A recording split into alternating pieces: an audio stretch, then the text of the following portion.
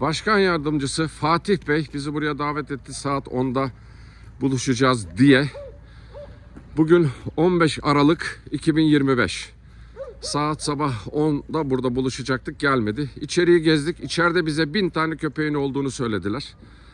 Besleme alanları 1500 civarında. 1500. Pardon 1500 civarında köpek olduğu söylendi.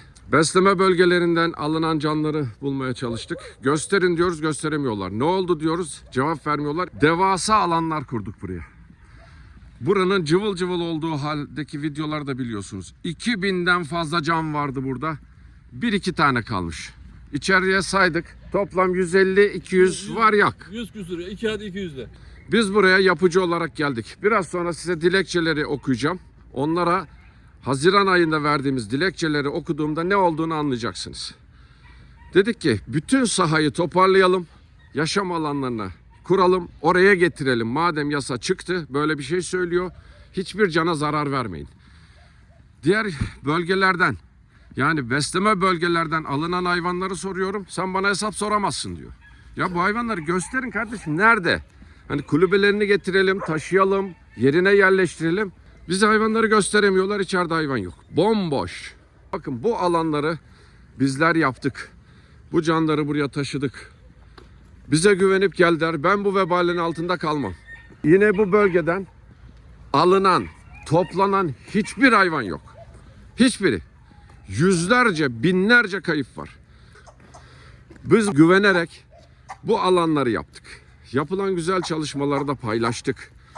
Sizin derdiniz neydi? İçeriye de şimdi o bölgeye gideceğim. Oradan iç kısmı da sizinle çekeceğim. Allah aşkına burada 1500 hayvan nerede? 1500 hayvanın olduğu barınakta böyle sessizlik olur mu? Alan burası dostlar. Yaptıkları alan burası. Bu çocuğumuzu da hatırlarsınız. Kızım, bunlar kardeşleriyle ölüme terk edilen canlardı bir ormanlık alanda. Evimizde büyüttük bunları. Sonra yaşam alanına koyduk. Oradan almışlar. Bir tek bunu görebildim dostlar. O bölgeden. Diğerlerinin hiçbiri yok. Hiçbirisi. Ben alırım diyor. Nerede? Burayı da göstereyim dostlar. Bakın bomboş. Köpekler nerede? 1500 köpek diyorlar. Bir de bize diyorlar ki hocam siz tutup getirin, biz güzel bakarız. Güzel baktıklarını gördük. İşte bu alan. Burayı hazırlamışlardı. Bundan 6 ay önce burada 3-5 tane cam vardı. Onlar da yok dostlar. İşte gördünüz, bu 10 dönüm alan bomboş. Ama sorduklarında neymiş efendim? İçeride 1500 köpek varmış. Bakın dostlar, biz besleme yaparken buradan araçla ilerleyemiyorduk. Bütün yayınlarımda var. Buradaki canları soruyorum ya. Burada 2000'den fazla köpeğimiz vardı. Nerede bunlar diye. Ben ne bileyim, bana ne diyor neredeyse. Böyle bir cevap olur mu ya? O zaman buraları niye yaptık? Biz buraları yaparken bakın 2 yıl öncesi rakamları söylüyorum. Sadece Sakarya Büyükşehir Belediyesi buraya tek kalemde bir seferde 400 köpek bıraktı. Gittim onların önceki müdürleriyle görüştüm. Dedim ki yapmayın Nazmi Bey. Buranın yoğunluğu zaten fazla. 2000'den fazla hayvan var. Alt bölgeleri saymıyorum bile. O bölgeler kaynıyordu. Hatta bakın şu an kepçeler başka iş için çalışıyor. Bu bölgeler düzlenmişti. Yeni yaşam alanları kuracaktık. Onları da kuralım, öyle bu canlar gelsin. Hocam dedi, biz tüm ilçeleri şehir merkezinden küpelerine göre ilçelerine gönderiyoruz. Madem öyle dedi, anlayışla karşıladı. Bundan sonra da Adapazarı ekibini çağırırız, onlara teslim ederiz. 2 yıl boyunca buraya köpek taşıdılar. Küpeli, küpesiz vesaire, onları da buraya bıraktılar. Ki beslemeleri, her şeyi de yayınladım. Bir de kendilerinin topladıkları köpekler var. İlçelerden, ilçe merkezinden, işte köylerden vesaire. En az 2 yıl. Burası 4 yıldır burada. 4 yıl, 5 yıl boyunca toplanan bu hayvanlar nereye gider Allah aşkına ya? Şimdi o bölgeden alınan, türbe bölgesi dediğimiz, yani oradaki ormanlık alandaki yaşam alanından alınan hiçbir hayvanı gösteremediler. Bir tanesini gördüm. İşte sizinle paylaştım. Sadece bir. Bir de bu çocuk o bölgeden aşağıki ormanlık alandan alınan can. İki. Var, anne yok. Yavrular burada, anne yok. Anne nerede diyorum. Hesap mı vereceğim sana diyor. Yine de onu da Turan abiyle beraber kurtarmıştık. Yavrularıyla. Orada kaybolan yavrular. Kameraları niye söktüklerini şimdi daha iyi anlıyor musunuz? O bölgeden. Kameraların önünden de defalarca söyledim. Burada canlar kayboluyor. Enerjili aydınlatmalar da kıran bunlar. Hepsi onlar. 5 yıldır, orası 4 yıldır kurulu. 4 yıl boyunca hangi saatler arasında hangi köpeklerin kaybolduğunu o zamanki müdürlerine dağıttım. Bana hep kaçamak cevaplar verildi. Bakıyoruz kamera görüntü almamış, şu olmuş, bu olmuş. Oradan kaybolan yavrulardan, canlardan, anneler, büyükler hepsinden sorumlular. Diyor ki vali bey emir verdi, hepsini toplayacağız. Tamam kardeşim, bakın biraz sonra dedim dilekçeyi okuyacağım. Yalan mı söylüyormuşum, kim sahtekar ortaya çıkacak. Gösterin diyorum ya, nerede bu hayvanlar? Hesap soramazsın sen bana diyor. Ya kardeşim hesap sormuyoruz. Biz bu canları görelim. Oradaki canların hepsini kucağımızda getirelim. Buraya koyalım ki bunları da belgeliyorum. Bize diyor ki siz bir sürü hakaret. Şov peşindeymişiz de vesaire vesaire. Bunların derdi hayvanları yaşatmak değil, öldürebildiklerini kadar öldürmüşler. Tek bir gerçek var, hayvanlar İşte. öldürülmüş. Bir tek gerçek var. Belgeler ortadadır dostlar. Bakın bu bölgede dedim ya en az 2000 can. Sadece buradan yok edilen. Evet Özer Hocam. Rakamlarla Devlet buraya- anlattım, daha Özer ne Hocam, diyeyim? Devlet buraya trilyonlarca yatırım yaptı. Niye? Bu hayvanlara bakılsın diye. Ama şu anda trilyonlar nereye gidiyor? Bu hayvanlar öldürülüyor. Devlet ödenek gönderiyor. Nerede? Yok. Yapın diyor. Yok. Hayvanlar ölmüş. Yasa yapın diyor. Yasa diyor ki yaşam alanlarını gönüllülerle birlikte hazırlayın. Burayı ayarlayalım. Hepsini kucağımızda getireceğiz. Belki bir iki tanesini iğneyle uyuşturarak almamız gerekebilir. İnadına gittiler. Biz anne kurtardık, gelip o akşam ya da bizi takip ediyorlar. Ben başka yere yöneldiğimde ekibi gönderip aldırtıyor. Soruyorum, o anneler de yok. Şimdi bu işin içinden nasıl çıkacağız? Bölgelerdeki hayvanlar tamamen ormanlık alana kaçtılar. Bize bile yaklaşmıyorlar. Dedik ki dişileri alalım annelerle beraber. Önce kısırlaştıralım. Önce onları kurtaralım. Çünkü yavru satışları devam ediyor. Kameralarda o yavruları alanları da tespit ettikleri halde sakladılar Son da. iki yıldan beri bu Dostlar. kanun çıkması düşünüldüğünden beri belediyeler kısırlaştırmaya ara verdi. Yapıyormuş gibi oldu, yapmadılar. Ama sonra bize ya rantçı demeye başladılar. Evet maalesef. Suçu bize atıyorlar. Asıl rantçı kimlermiş herkes görsün. Şuraya bakın ya. Bomboş. İşte 3-5 tane can kalmış. Onlar da burada sığınanlar. Bunlar, şu hale bakın. Uyuz, perişan, rezillik. Sorarsa Sayın Şeref Güllü çok güzel bakıyormuş hayvanlara.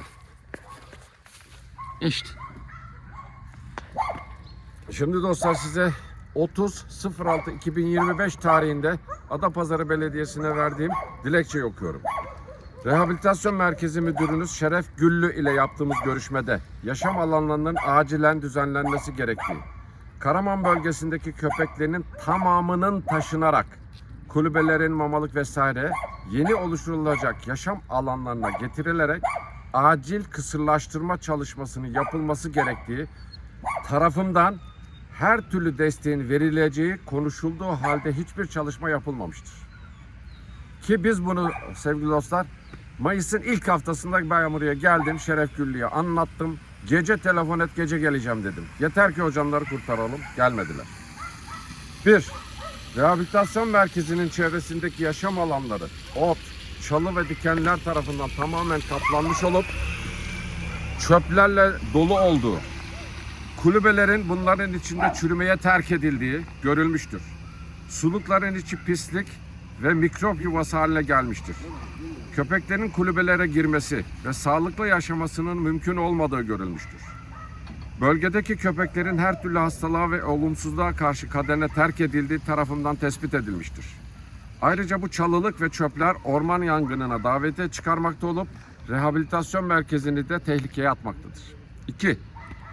Bölgenizde daha önce köpekleri beslemek için ekipleriniz tarafından belirli noktalara bırakılan yemekler artık bırakılmamakta olup hayvanlar tamamen ölüme terk edilmiştir.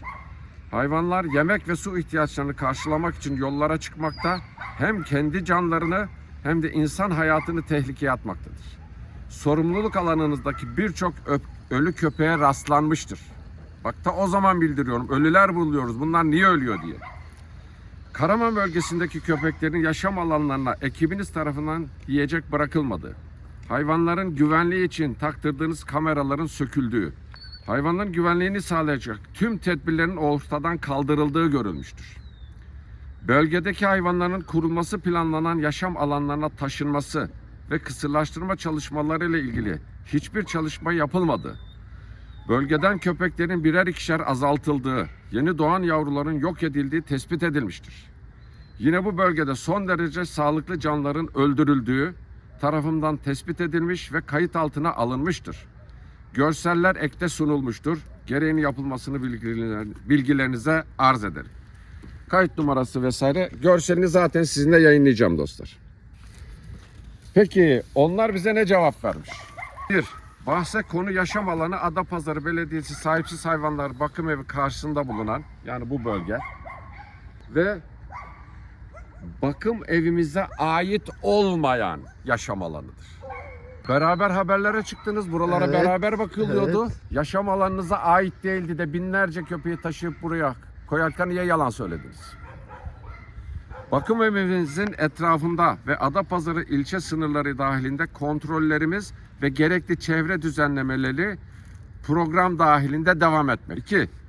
Bölgemizde belirli noktalarda bulunan besleme odaklarına düzenli olarak besleme yapılmakta ve hayvanların ihtiyaçları karşılanmaktadır. Hani nerede? 3. Karaman bölgesinde belediyemize ait yaşam alanı bulunmamaktadır.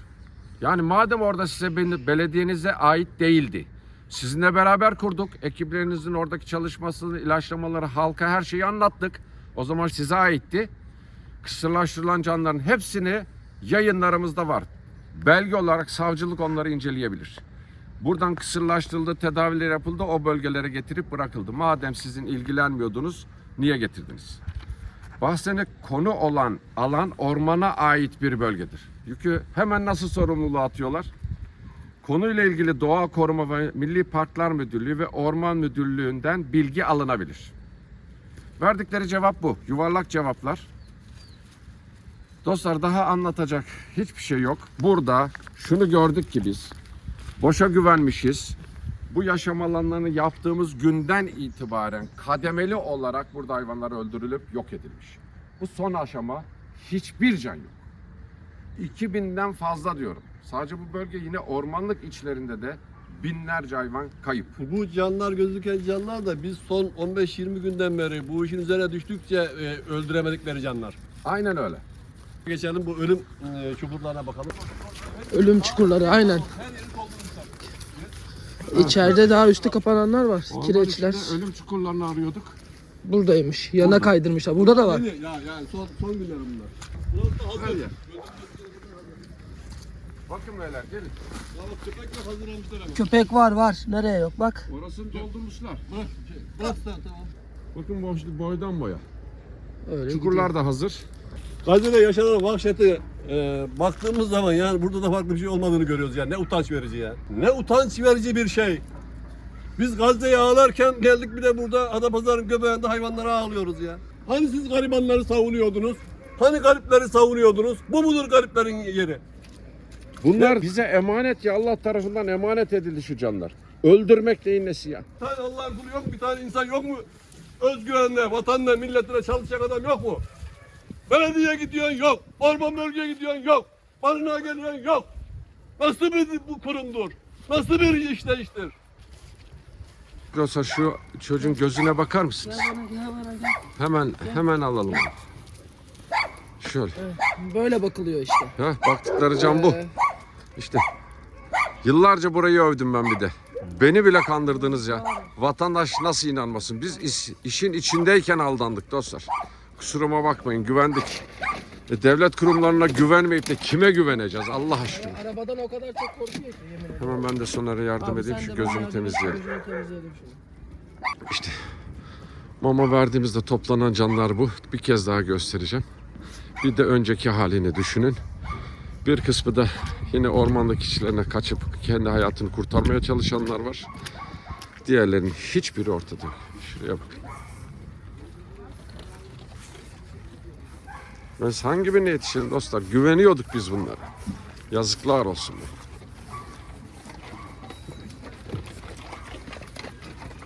Hayvanlar o yüzden delik deşik. Ki bunları söyledi. Kulübeleri ilaçlayalım, her şeyi yapalım diye. Daha ne yapalım dostlar? Yaptıklarımız örnektir. Tüm ülkeye örnek olduk. Burayı başaramadık. Üzgünüm. Bu bölgedeki tüm mamalıklara mamalar koyarak devam ediyoruz dostlar. Burası da azalmış. Bakın. Burada su patlamış. Göller kuruyor. Bakın. Bunları da söyledik. Dilekçelerimizde bunlar da var dostlar. İşte belgeleri. Leş gibi. Sular patlak. Buradan akıp gidiyor boşa. Bunları da belgelemiş olayım. Videolarımı hep söyledim. Belge amaçlı çekiyorum. Bunları başka türlü belgeleme şansım yok.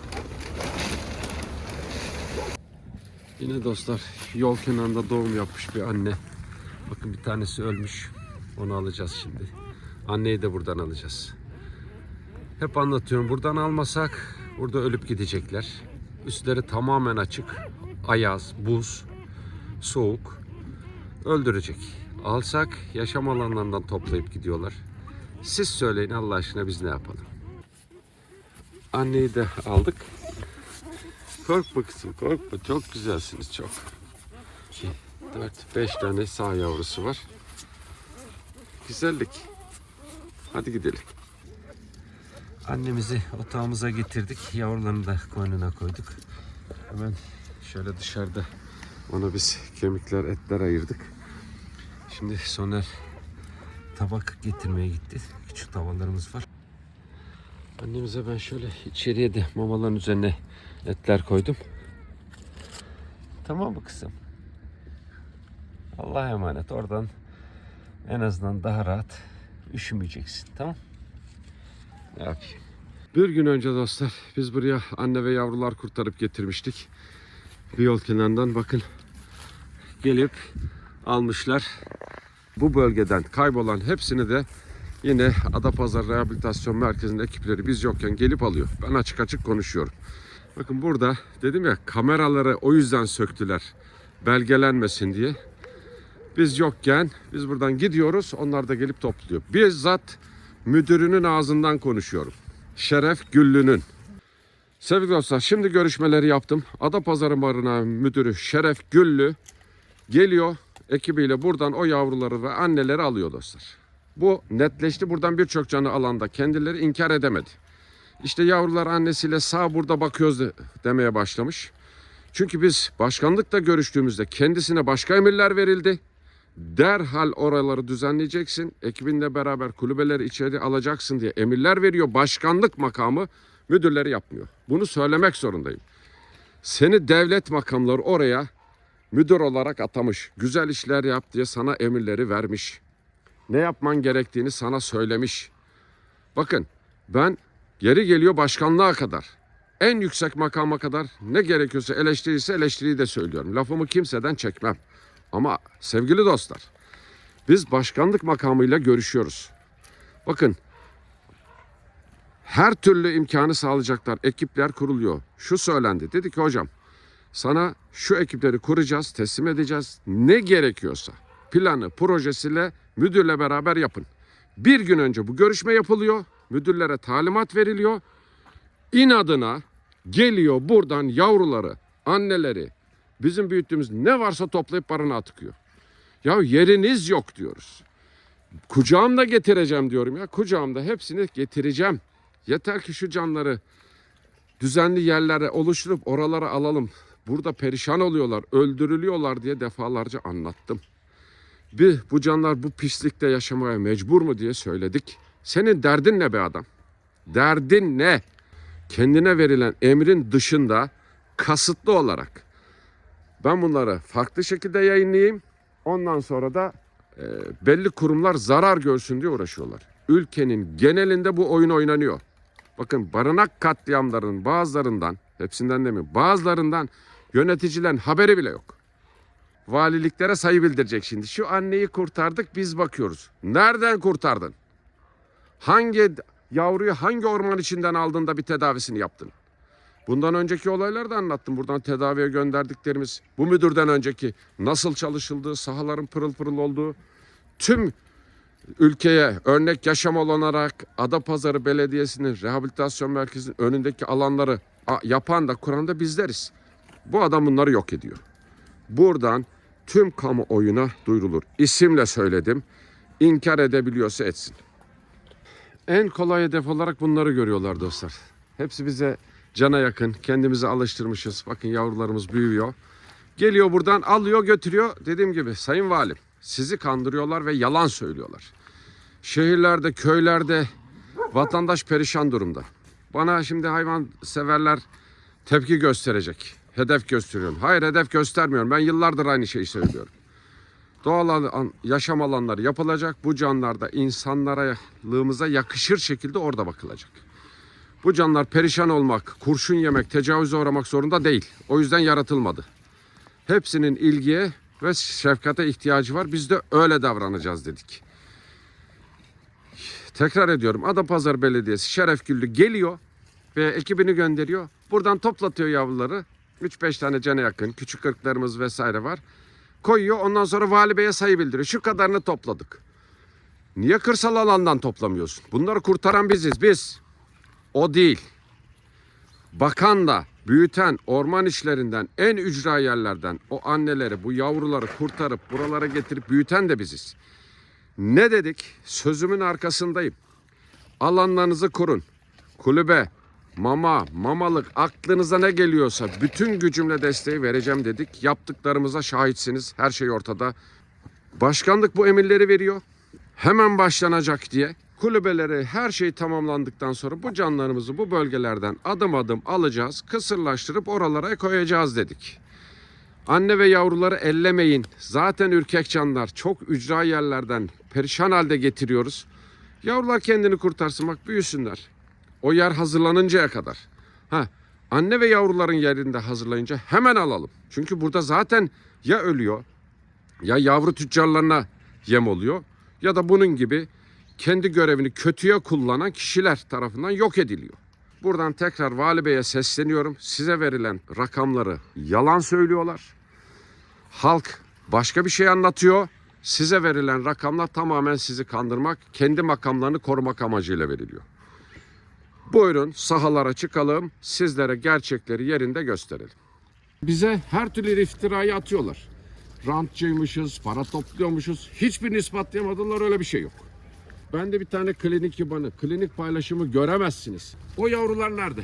Hala alıyorlar ki ben kişi ismi vererek bunların takip edilmesi, hangi şehirlere kim götürülüp kimlere teslim edildiğine kadar anlattım. Hiçbir şey yapmadılar. Gerçek rantçılar kimmiş görün dostlar. Biz değiliz. Ben 10 küsür yıldır aynı aracı kullanıyorum. Bize dostlarımız araç almayı teklif ettiler. İsimlerini onlardan izin almadığım için söyleyemeyeceğim. Ama isterlerse kendileri yayınlayabilirler. Hatta buraya gelince kendilerinden dinleyeceğiz. Bir kişi değil. Hocam dedi aracın eskidi, sana araç alalım. Kabul etmedim dostlar. Bunu ilk defa anlatıyorum. Ben bu vebelanın altına girmem. Benim aracım var dedim. Bu araç her gün, her hafta tamire gidiyor. Bunun parasını sen mi ödedin? Bunlara soruyorum. Siz mi ödediniz? Bize mama lobisi dediler. Her şeyi söylüyor. Neymiş? Kamerayla video çekiyormuşum. Ben onları delil olmaması amacıyla çekiyorum.